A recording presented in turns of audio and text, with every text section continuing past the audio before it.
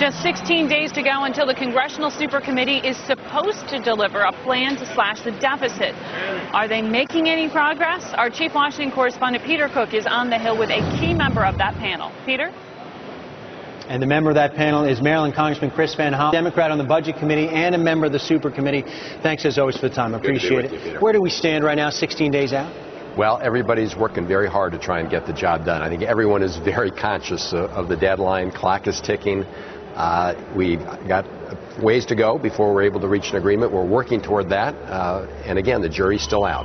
Are you more skeptical now of a final deal than even when this process started? Because there's certainly a lot of people here in Washington who don't think you're going to do it. Well, I think we've always known this would be tough. I mean, we've been asked to tackle an issue that has escaped, resolution by the entire Congress over a long period of time. And so we always knew this would be a tough task. And as we bear down in the last 16 days, we hope to get it done.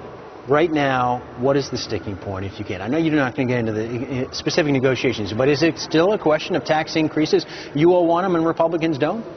Well, what we said from the beginning is that this bipartisan group, the Joint Committee, should follow the same kind of model, the same kind of framework that every other bipartisan group has taken that tried to tackle this issue. You got Simpson-Bowles, Rivlin-Domenici, Gang of Six, all said we've got to make some really tough decisions on cuts, which we have to do. But they also said you need to have a revenue component. You need to close some of these tax loopholes. You need to generate additional revenue. And so that balance is going to be important. We saw the dueling letters just last week. We had a bipartisan group in the House that said, look, everything's on the table, including revenues and tax revenues. And then within 24 hours, you had 33 senators saying, oh, no net tax revenues. Did those letters have any impact on the negotiations as far as you can tell? Well, we'll have to ask our Republican colleagues what effect they had. But it put its finger on one of the big issues, obviously, in getting to balance. What is your sense right now, personally, about the market implications of the decision to come? There are a lot of folks out there saying that if you all don't reach a deal, we could be looking at another downgrade. Well, I think every member of the committee has the importance of trying to get a deal. One, just for the American people, showing that the process can work. And this has been a broken process, and so that would obviously be a breakthrough. It also could obviously have a positive impact on the markets. As you know, different rating agencies have said some different things.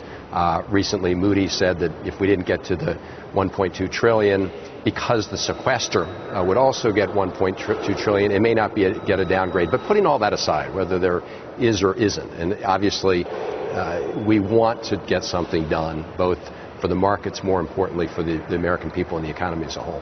Real quickly, the Congressional Budget Office says you guys have to get a plan to them earlier than the 23rd deadline for them to be able to score it. Does that mean you have to have a plan in place this week? Well, this is a critical week. I don't think there's any absolute drop deadline, but certainly if you wanted to drop deadline, but certainly if you want to get an agreement, you have to give it time to actually write the details out, and CBO will need time to score it. Exactly what that moment is unknown, but we shouldn't take any chances. You don't want to get to the point where if you got an agreement, it was too late because you couldn't get the paperwork done. All right, Chris Van Hollen, back at it as a member of the Super Committee. Good luck in your negotiations. And we'll send it back to you, Margaret, in New York. That's Chris Van Hollen's latest take on where things stand. Thank you very much, Peter Cook.